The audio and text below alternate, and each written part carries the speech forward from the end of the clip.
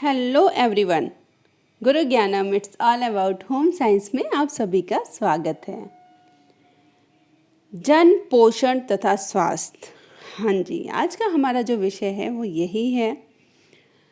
हम सभी बहुत अच्छे से जानते हैं कि स्वास्थ्य के लिए अच्छे पोषण का बहुत महत्व है और ये हमने अपनी पिछली क्लासेस में पढ़ भी रखा है। यहाँ पर हम बात करेंगे जन स्वास्थ्य की। जन स्वास्थ्य मतलब जन यानी जनता प्लस स्वास्थ्य, जनता का स्वास्थ्य।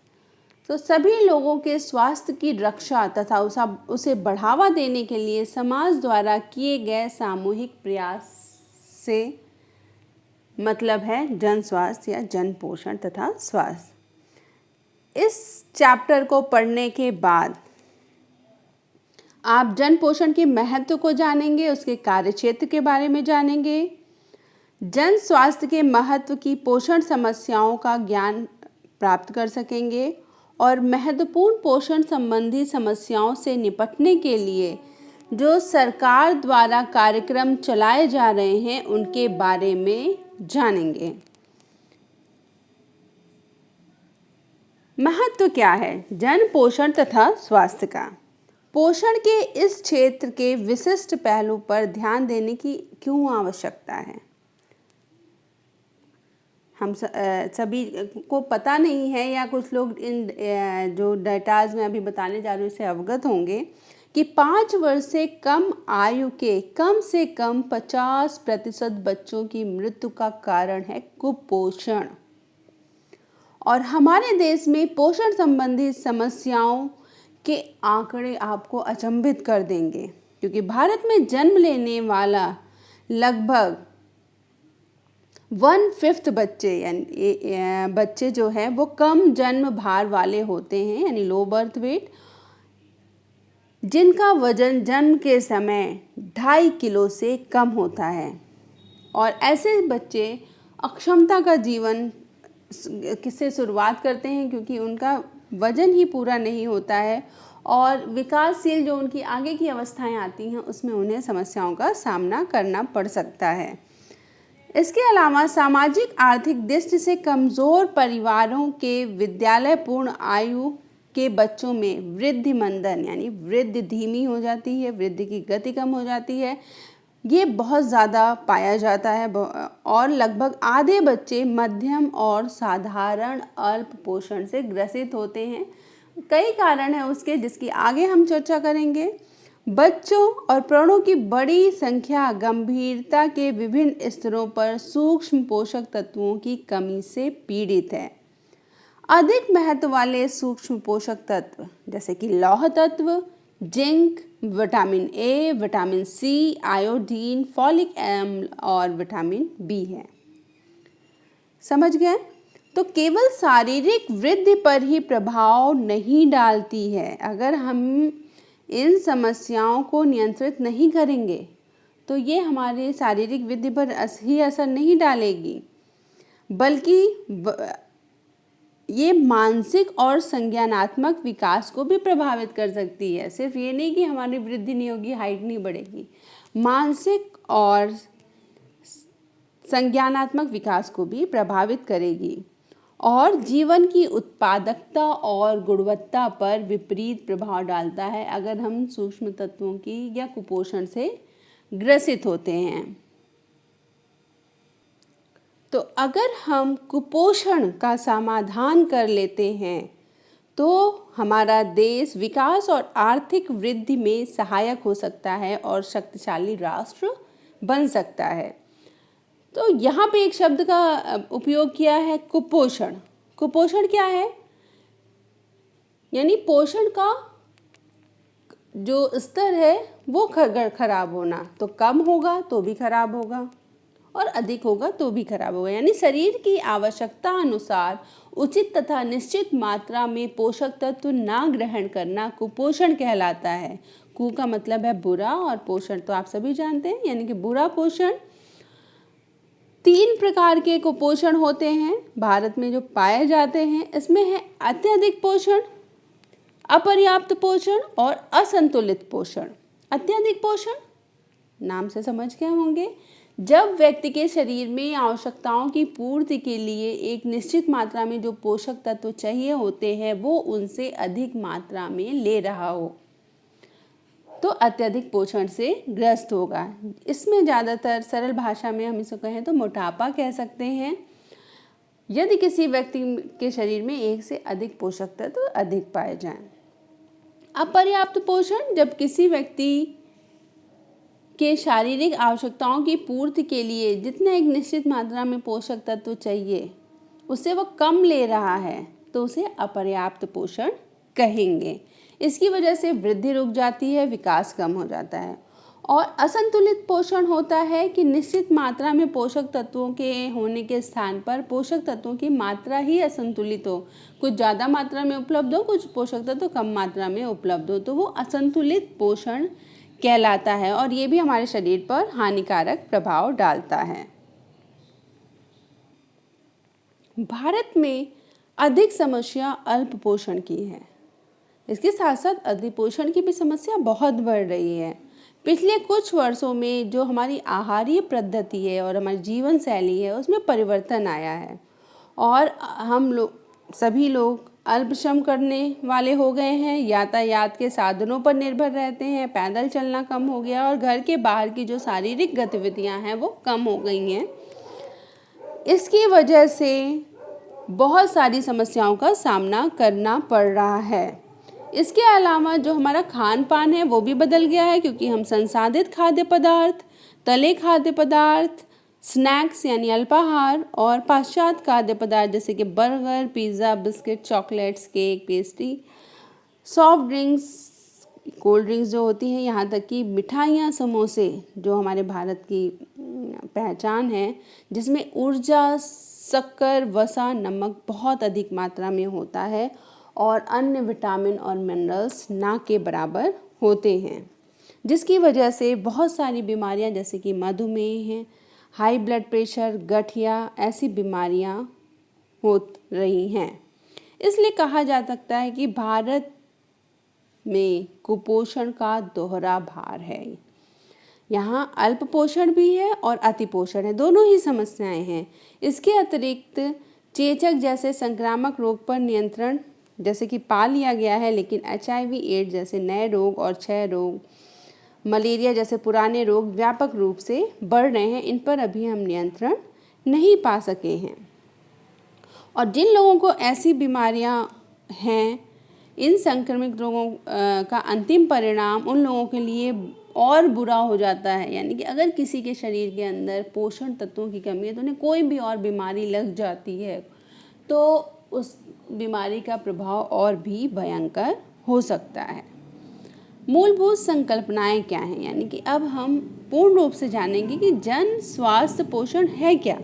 जन स्वास्थ्य पोषण अध्ययन का वह क्षेत्र है जो अच्छे स्वास्थ्य को बढ़ावा देने से संबंधित है, यानी सभी का स्वास्थ्य अच्छा हो, क्योंकि अगर एक देश के सभी व्यक्ति स्वस्थ होंगे तो उस देश का विकास बहुत ही अच्छे तरीके से होगा, क्योंकि वो अधिक से अधिक अपना आउटपुट दे पाएंगे, आप कार्य को सही तरीके से कर सकेंगे। इस उद्देश्य के लिए वह पोषण संबंधी समस्याओं, रोगों का समाधान करने वाली सरकारी नीतियों और कार्यक्रमों के जरिए लोगों के इन पोषण संबंधी समस्याओं का समाधान करता है। जन स्वास्थ्य आहार विशेषज्ञ व्यावसायिक जनसंख्या प्रभावित करने वाली समस्याओं के समाधान के लिए बड़े पैमाने पर सुनियोजित बहुविषयक पद्धतियों का उपयोग करते हैं। जो लोग जन स्वास्थ्य पोषण से जुड़े हुए हैं वो बड़े पैमाने पर लोगों के स्वास्थ्य का ध्यान रखने की योजनाएं बनाते हैं। बहुविषयक प्रकृति ये जो क्षेत्र है जन पोषण, ये बहुत बड़ा क्षेत्र है इसमें जीवन विज्ञान और सामाजिक विज्ञान विषयों की बुनियाद पर निर्भर है। पिछले चैप्टर में आपने नैदानिक पोषण और आहार के बारे में पढ़ा। जन स्वास्थ्य पोषण उससे बहुत भिन्न है, क्योंकि इसमें समुदाय, जनता, विशेष रूप से जो अति संवेदनशील समूह हैं, जिनको ज़्यादा खतरा है बीमारियां होने का, उनकी समस्याओं के समाधान के लिए ये एक व्यावसायिक आवश्यकता है। जबकि नैदानिक पोषण में एक एक इंडिविजुअल व्यक्ति की देखभाल, उनका डाइट प्लान किया जाता है। समाज, अब हम इसको और इस तरीके से और समझ सकते हैं कि समाज के संगठित प्रयासों या कार्रवाई द्वारा स्वास्थ्य को उन्नत करना और परिस्थितियों, रोगों की रोकथाम करते हुए जीवन अवधि को दीर्घ बनाने की कला और विज्ञान को हम जन पोषण कह सकते हैं। तो जन पोषण के क्षेत्र में एक जो पेशेवर है, जो प्रोफेशनल है, उसका काम क्या है? अच्छे पोषण को बढ़ावा देना अथवा पोषण संबंधी समस्याओं को कम करना है। ये एक काम है जो प्रोफेशनल है इस क्षेत्र में। इसके लिए महत्वपूर्ण है समस्या और उसकी व्यापकता की पहचान करना। जब तक समस्या के बारे में नहीं जानेंगे और उसकी व्यापकता क्या है, तब तक उसका हल नहीं निकाल सकते हैं। ये जानना कि कैसे वो समस्याएं हो रही, उनका कारण क्या है। अगर हम कारण को दूर कर देंगे तो समस्याएं खत्म हो जाएंगी। पोषण की समस्याएं केवल भोजन से ही संबंधित नहीं हैं, बल्कि विभिन्न स्तरों पर कई प्रकार की जो परस्पर क्रियाएं हैं वो इनसे जुड़ी हुई हैं, जिसकी जड़ें ज़्यादातर गरीबी से जुड़ी हुई हैं। क्योंकि बहुत से परिवार अपनी मूलभूत आवश्यकता ही नहीं पूरा कर सकते हैं। हम उनको ये कैसे कहें कि वो रोज़ एक फल खाएं, एक गिलास दूध पिए, दही खाएं, जो दाल रोटी भी नहीं खा सकते हैं एक दिन में। तो यानी समस्याएं कहीं ना कहीं गरीबी से जुड़ी हुई हैं, क्योंकि अधिकांश परिवारों में कोई सुख सुविधाएं ही उपलब्ध नहीं है, मूलभूत सुख सुविधाएं ही उपलब्ध नहीं है। ग्रामीण परिवारों में जो कमियां हैं वो शौचालय की है, उसकी सुविधा कम है, सफाई की बहुत कमी है। अपर्याप्त सफाई के कारण कार्य दिवसों की हानि होती है और इसके अलावा जनसंख्या के बड़े भाग को सुरक्षित साफ पानी नहीं मिल पाता है और प्रतिवर्ष जल से होने वाली बहुत सारी बीमारियों की वजह से लोगों की प्रोडक्टिविटी यानी कार्य करने की क्षमता कम हो जाती है, क्योंकि वो बीमार होते हैं तो कार्य नहीं कर पाते हैं। तो कहीं ये सारी चीज़ें जुड़ी हैं। अगर हम बीमार हैं तो हम अपना काम ठीक से नहीं कर पाएंगे, उसको समय पे पूरा नहीं कर पाएंगे, कार्य दिवस उस कार्य के बढ़ जाएंगे, तो ये हमारे देश के विकास में सहायक नहीं होंगे। पोषण समस्याओं से संबंधित कारक, जैसे कि अभी आपने पढ़ा था, आर्थिक कारण है। इसके अलावा कृषि नीति, स्वास्थ्य देखभाल सुविधाएं और सेवाएं, उनकी उपलब्धता और उन तक पहुंच, सरकारी नीतियां, राजनीतिक इच्छा शक्ति और सामाजिक सांस्कृतिक कारकों तक विस्तारित है। भारत में प्रमुख पोषण संबंधी समस्याएं क्या हैं? तो सबसे बड़ी समस्या है व्यापक रूप में, वो है प्रोटीन ऊर्जा कुपोषण, जिसको PEM कहते हैं। बहुत ही इम्पॉर्टेंट है, एग्ज़ाम का क्वेश्चन है और इसको आपको जानना भी ज़रूरी है कि PEM है क्या। जैसा कि आपको समझ आया होगा, प्रोटीन ऊर्जा की कमी होना शरीर में, ये विकसित देशों की भी समस्या है और विकासशील देशों की भी। तो प्रोटीन ऊर्जा नाम से आपको समझ में आ रहा होगा, प्रोटीन और ऊर्जा की कमी से होने वाली बीमारियां। इसमें 2 बीमारियां आती हैं। पहला है सूखा रोग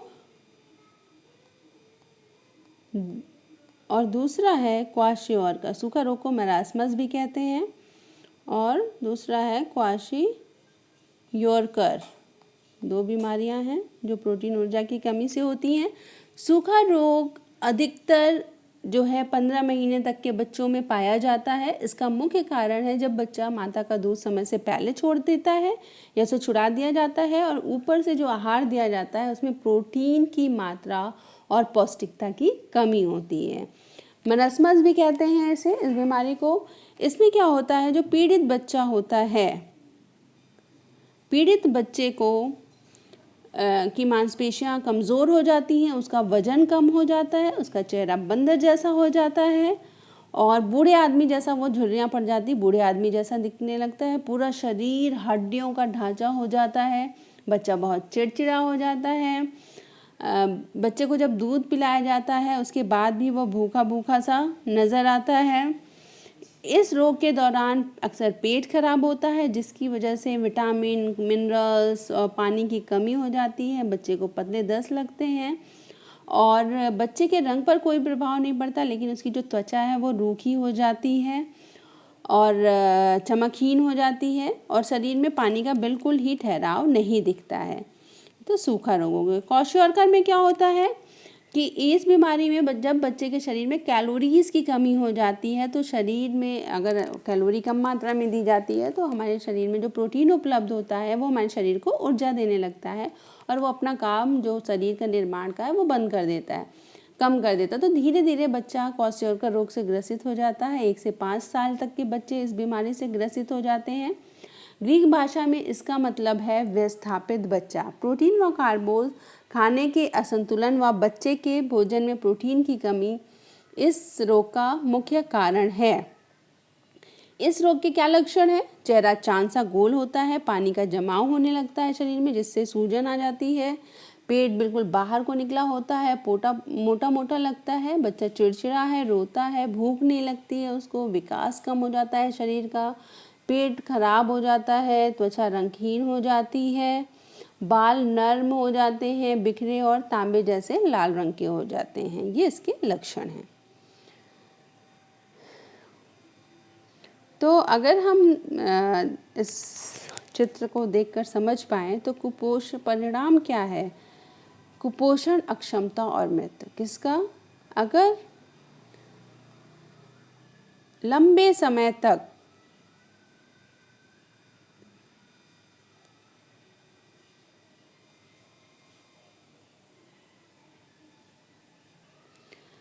भोजन की अपर्याप्त उपलब्धता होती है, अपर्याप्त मातृ एवं शिशु देखभाल के तरीके, अपर्याप्त जल सफाई और स्वच्छता, अपर्याप्त स्वास्थ्य सेवाएं, अपर्याप्त और उचित जानकारी की कमी, शिक्षा का निम्न स्तर, ये सारी चीज़ें कुपोषण, अक्षमता और मृत्यु को बढ़ावा देती हैं, रोग या संक्रमण को बढ़ावा देती हैं। जिसका मूलभूत कारण क्या है कि जनशक्ति जो वास्तविक संसाधनों की मात्रा है, गुणवत्ता है, जैसे कि जनशक्ति, वित्तीय और संगठनात्मक सेवाएं का अस्तित्व और उसको संचालित व नियंत्रित करने का तरीका, कुछ राजनीतिक कारण भी है, कुछ सांस्कृतिक, धार्मिक, आर्थिक व्यवस्था है।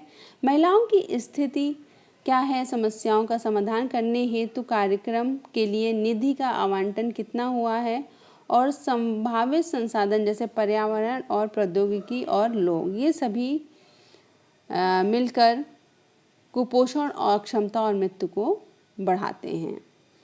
दूसरी बीमारी है वो है भारत में जो समस्या है पोषण संबंधी, उसमें है सूक्ष्म पोषक तत्वों की कमी। कि अगर हमारे शरीर में ऊर्जा और प्रोटीन कम है तो बीमारियां हो ही जाती हैं। इसके अलावा अगर कुछ खनिज और विटामिन भी कम है जिनको हमें कम मात्रा में शरीर में लेना है पर बहुत ही आवश्यक हैं, उनकी कमी से भी बहुत सी बीमारियां हो जाती हैं। सूक्ष्महीनता के लिए हम छुपी भूख जैसे छिपी हुई भूख जैसे शब्द का प्रयोग करते हैं। बहुत ही इम्पॉर्टेंट पॉइंट है। छिपी भूख क्या होती है? यानी कि शरीर में सूक्ष्म पोषक तत्वों की कमी हो जाना। ये कौन कौन से तत्व हैं? जैसे कि लौह तत्व, विटामिन ए, आयोडीन, जिंक।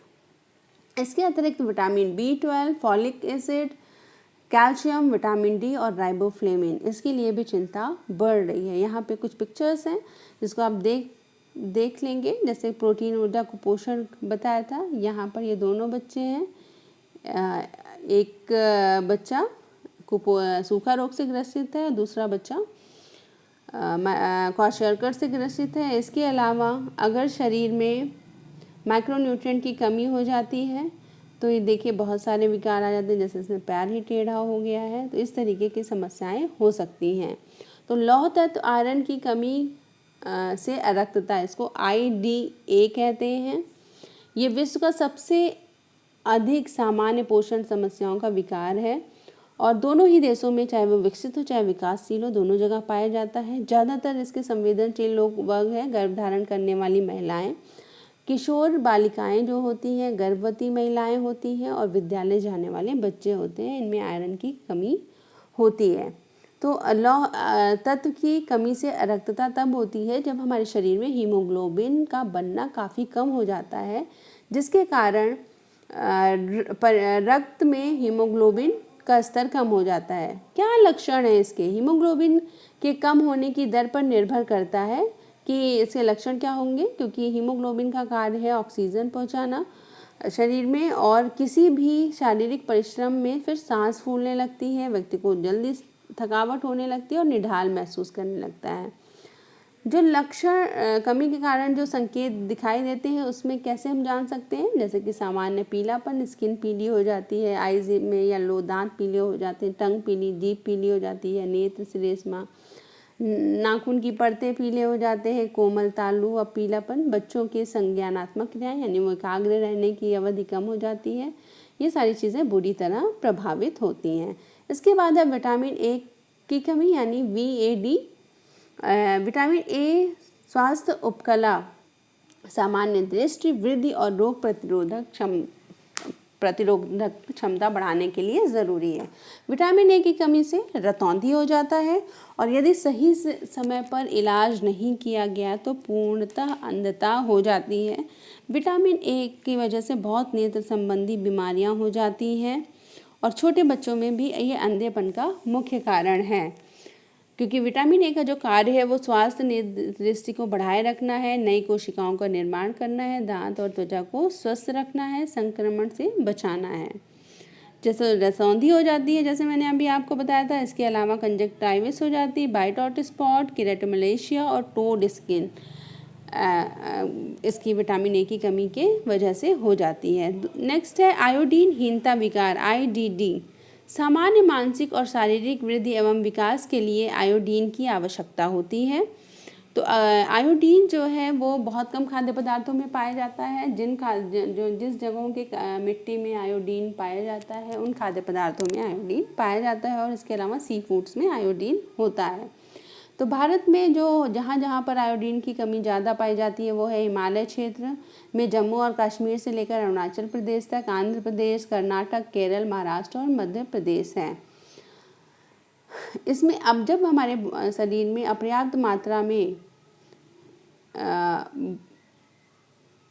ग्रहण करने के कारण भ्रूण से लेकर प्रौढ़ावस्था तक मानव स्वास्थ्य को आयोडीन प्रभावित करता है। अगर गर्भावस्थी अवस्था में आयोडीन की कमी हो जाती है तो बच्चों का मानसिक विकास अवरुद्ध होता है। आयोडीन की कमी के कारण थायराइड हार्मोन अपर्याप्त मात्रा में बनता है और हमारी जो थायराइड ग्रंथि है उसके भी कार्य पर असर पड़ता है। आयोडीन की कमी से व्यक्ति आयोडीन की जो की हीनता की बहुत सामान्य अभिव्यक्ति है। बच्चों में यह क्रेटिनिज्म के रूप में प्रकट होता है। गर्भावस्था में आयोडीन की कमी का बहुत विपरीत प्रभाव पड़ता है। विशेष रूप से भ्रूण का जो मानसिक मंदन होता है यानी मानसिक विकास है वो कम हो जाता है और इसके अलावा जन्मजात विकृतियां भी आ जाती हैं। दुर्भाग्य से आयोडीन विश्व की 13% जनसंख्या को प्रभावित करता है और लगभग 30% को इसका खतरा बना रहता है।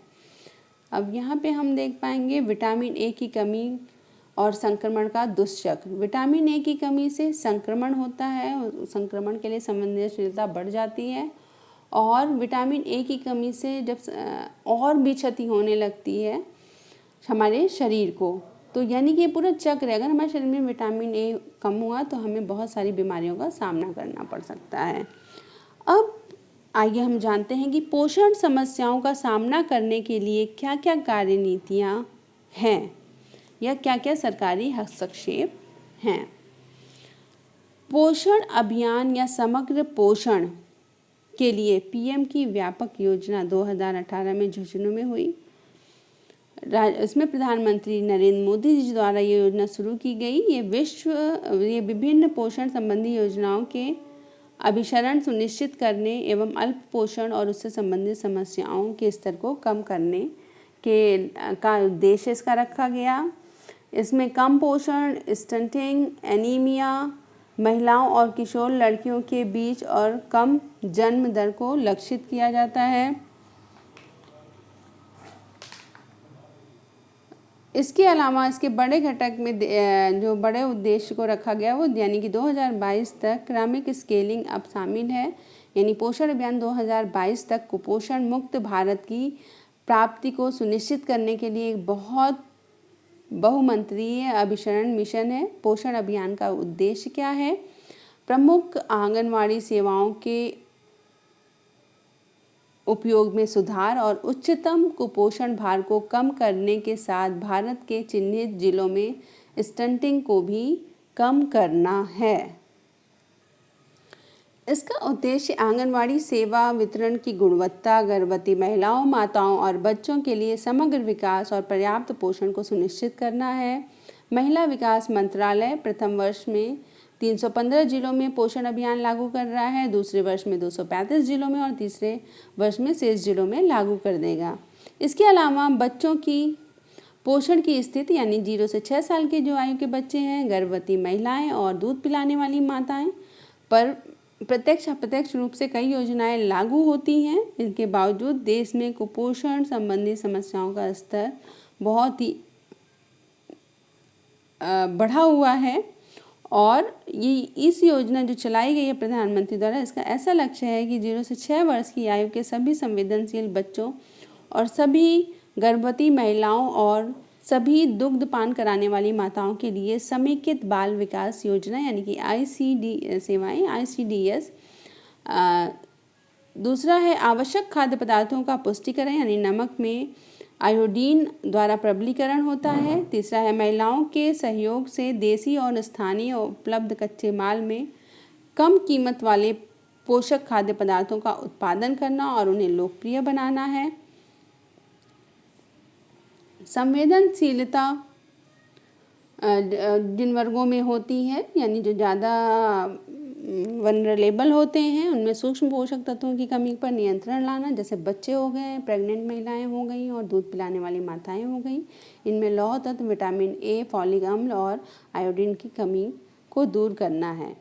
इसके अलावा कुछ अप्रत्यक्ष संस्थागत ढांचागत परिवर्तन जो राष्ट्रीय लक्ष्य को प्राप्त करने के लिए अप्रत्यक्ष नीति साधनों की लंबी समय की योजनाएं हैं। उसमें हैं खाद्य सुरक्षा सुनिश्चित करने के लिए भोजन उपलब्धता में सुधार करना, पोषण की दृष्टि से पोषण तत्वों से युक्त पदार्थों को उपलब्धता को सुनिश्चित करना और आहार पद्धतियों में सुधार लाना, रोजगार योजनाओं तथा जन वितरण प्रणाली, भूमि सुधार लागू करने, स्वास्थ्य और परिवार कल्याण में सुधार करने, खाद्य पदार्थों में मिलावट को रोककर मीडिया को सम्मिलित करके ग्रामीण एवं शहरी और गरीब क्षेत्रों की गरीबी को कम करना है।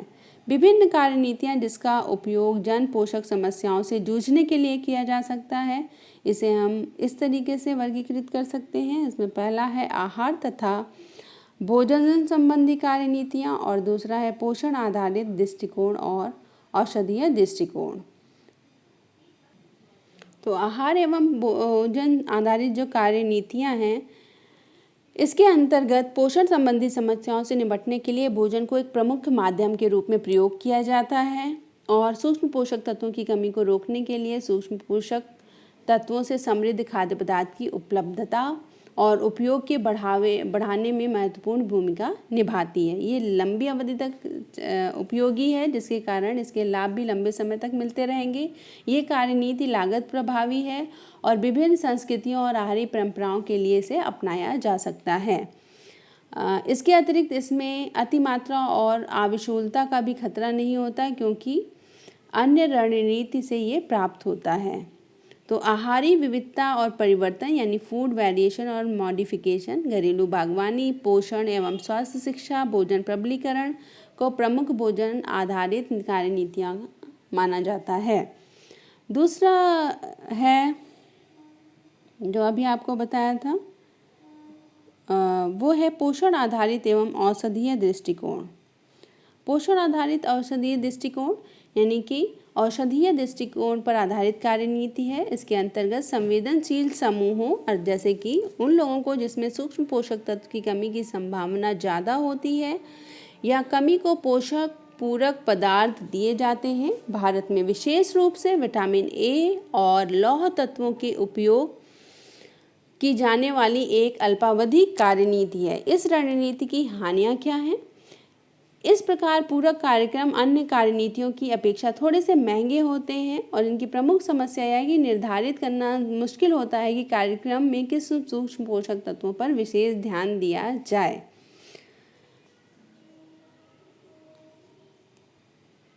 तो अल्प पोषण कम करने के लिए विभिन्न हस्तक्षेप क्या हैं? हस्तक्षेप है पोषक पूरक, जिसके लिए उचित है ये डॉक्टरी उपचार, रोकथाम, विशिष्ट लक्ष्य समूहों के लिए कार्यक्रम। और लाभ समयबद्ध लाभ है, दीर्घ उपयोगिता है अगर हम पोषक पूरक कार्यक्रम चलाते हैं। चुनौतियाँ क्या आती हैं इसमें? दूसरे उपायों से अधिक महंगे होते हैं और कार्य क्षेत्र का सीमित लक्ष्य होता है, पर्टिकुलर लक्ष्य को लेकर ये चलते हैं। भोजन आधारित अथवा आहार आधारित जो नीतियाँ होती हैं, इसमें पुष्टिकरण को महत्व दिया जाता है, यानी खाद्य प्रबलीकरण किया जाता है, सभी के लिए है ये, और बहुत अधिक मूल्य प्रभाव है, दीर्घव्यापी क्षेत्र है, बहुत महंगा नहीं पड़ता है। इसकी चुनौतियाँ क्या आती हैं? खाद्य उद्योग में भागीदारी की आवश्यकता इसमें ज़रूर है, क्योंकि उसके बिना हम काम नहीं कर सकते हैं। पोषण एवं पोषक तत्वों के महत्व के बारे में लोगों को जागरूक नहीं करता ये। लंबी अवधि वाले दीर्घकालीन आहारी व्यापारिक परिवर्तनों को अप्रत्यक्ष अप्रसारित अग्रसित नहीं करता है और आहारी व्यवहारिक परिवर्तनों की और अग्रसित नहीं करता है। जैसे कि हम सभी जानते हैं कि प्रबलीकरण में जैसे नमक में आयोडीन मिलाया जाता है, ये तो कॉन्सेप्ट क्लियर है, जो पढ़े लिखे लोग हैं वो समझते हैं, लेकिन बहुत से लोग उस आयोडीन की महत्वता को नहीं जानते हैं कि क्यों मिलाया जाता है, तो वो कोई भी नमक खा लेते हैं। तो इसलिए इसकी वजह से एजुकेशन की बहुत ज़्यादा ज़रूरत है, लोगों को जागरूक करने की ज़रूरत है। इसके बाद आता है आहार विविधता, सभी आयु वर्गों के लिए है, बहुत अधिक मूल्य प्रभावी है, लंबे समय तक उपयोगी है, इसका क्षेत्र बहुत व्यापक है और बहुत से सूक्ष्म पोषक तत्व एक साथ उपलब्ध होते हैं। इसमें भोजन सुरक्षा में सुधार होता है। जो समस्याएं आती हैं इसमें वो क्या है? भोजन संबंधी व्यवहार में परिवर्तन की आवश्यकता है, लोग बहुत जल्दी अपने भोजन संबंधी व्यवहार को नहीं बदलते हैं। आर्थिक विकास की आवश्यकता और कृषि नीतियों में परिवर्तन की आवश्यकता है। तो अब हम जानते हैं कि देश में कौन कौन से पोषण कार्यक्रम चल रहे हैं। इसमें पहला है एकीकृत बाल विकास सेवाएं ICDS। ये प्रारंभिक बाल्यावस्था यानी 0 से 6 साल तक के बच्चों की देखभाल के लिए प्रस्तावित कार्यक्रम है। इसके अलावा इसके अंतर्गत गर्भवती महिलाएं, स्तनपान कराने वाली माताएं आती हैं। दूसरा पोषण इसका उद्देश्य क्या है? इसका उद्देश्य है 0 से 6 आयु तक के बच्चों को स्वास्थ्य एवं जीवन गुणवत्ता में सुधार लाना, गर्भवती महिला और धात्री माताओं तथा जो 15 वर्ष तक की महिलाओं को पूरक पोषण प्रतिरक्षण एवं नियमित स्वास्थ्य की जांच होती है, कुपोषण के और मृत्यु दर में कमी लाना, बच्चों की सामान्य स्वास्थ्य एवं आहार संबंधी आवश्यकताओं के बारे में माताओं की जानकारी बढ़ाना एवं जो गर्भवती माताएं होती हैं, दूध पिलाने वाली माताएं होती हैं, उनको पोषण और उचित टीकाकरण की जानकारी देना। इसके अलावा पोषणहीनता नियंत्रण कार्यक्रम भी चलाए जाते हैं। इसमें विटामिन ए की कमी के कारण अंधापन रोकने के लिए राष्ट्रीय रोग निरोधक कार्यक्रम, राष्ट्रीय आयोडीनहीनता विकार नियंत्रण कार्यक्रम चलाए जा रहे हैं। आहार पूरक कुछ कार्यक्रम हैं, जैसे मिड डे मील प्रोग्राम है। आप सभी बच्चे स्कूल गवर्नमेंट स्कूल में जो पढ़े हैं या नहीं भी पढ़े वो मिड डे मील के बारे में जानते हैं। मिड डे मील योजना चलाई जा रही है सरकार द्वारा, जिससे बच्चों के कुपोषण को दूर किया जा सके। भोजन सुधार कार्यक्रम है कुछ, जैसे जन वितरण प्रणाली, अंत्योदय अन्न योजना, अन्नपूर्णा योजना, कार्य के बदले अनाज राष्ट्रीय कार्यक्रम और स्वरोजगार एवं वैतनिक रोजगार योजनाएं भी हैं। तो सभी योजना का अपना महत्व है। जैसे जन वितरण प्रणाली में राशन कार्ड के जरिए सस्ते में भोजन सामग्री उपलब्ध होती है। अंत्योदय अन्न योजना में गरीबी रेखा से जो नीचे वाले लोग रहते हैं, इनको 2 से 3 रुपए किलो की दर पर अनाज मिलता है। अन्नपूर्णा योजना में वृद्धावस्था और गरीबी के रेखा से नीचे रहने वाले लोग, इसका जो लोग लाभ नहीं ले पाते हैं, उनको अत्यंत रियायती दरों पर खाद्य सामग्री उपलब्ध होती है।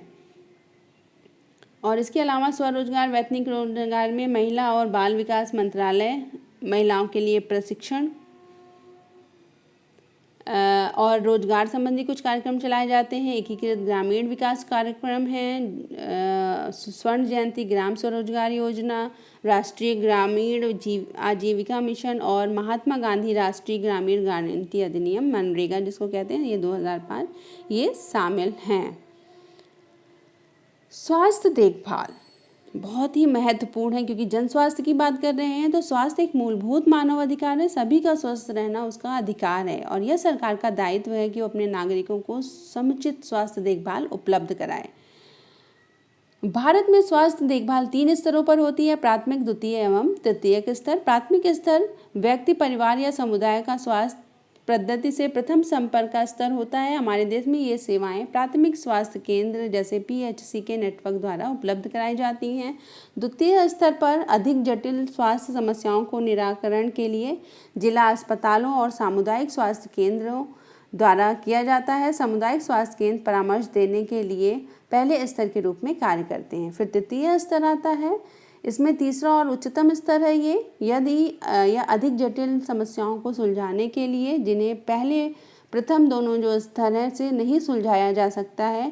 तृतीय स्तर के संस्थान में मेडिकल कॉलेज के अस्पताल, क्षेत्रीय अस्पताल, विशिष्ट अस्पताल और अखिल भारतीय आयुर्विज्ञान संस्थान होते हैं, जैसे कि और एम्स जिसे कहते हैं।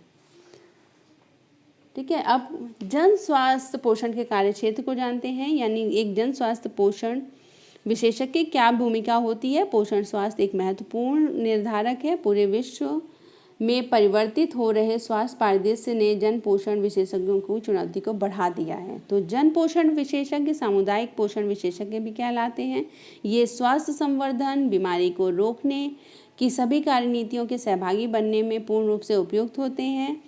ये प्रमुख क्षेत्र जैसे कि पोषण विज्ञान, पूरे जीवन क्रम में पोषण की क्या आवश्यकताएं होती हैं, पोषण का मूल्यांकन, पोषण की देखभाल करना, खाद्य विज्ञान, कला और शैक्षिक पद्धतियां, जनसंचार माध्यमों का प्रयोग और कार्यक्रम प्रबंधन को शामिल करते हैं।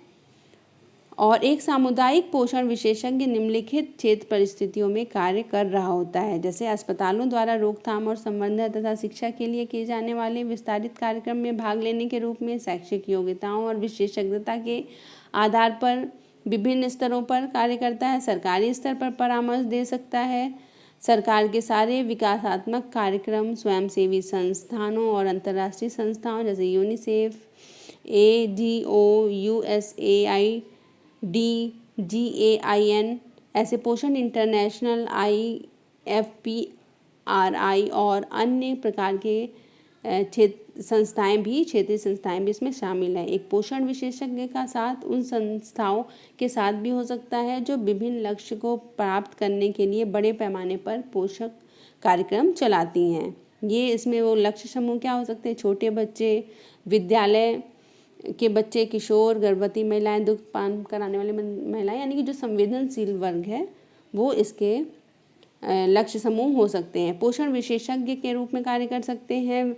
विद्यालय स्वास्थ्य कार्यक्रम में विद्यालय स्वास्थ्य परामर्शदाता के रूप में कार्य कर सकते हैं और कमज़ोर समूहों के लिए खाद्य एवं पोषण सुरक्षा से संबंधित कॉरपोरेट CSR कार्यक्रमों में शामिल हो सकते हैं। इसके अलावा शिक्षण में के क्षेत्र में, शोध के क्षेत्र में, उद्यम वृद्धि के क्षेत्र में अपनी भागीदारी सुनिश्चित कर सकते हैं।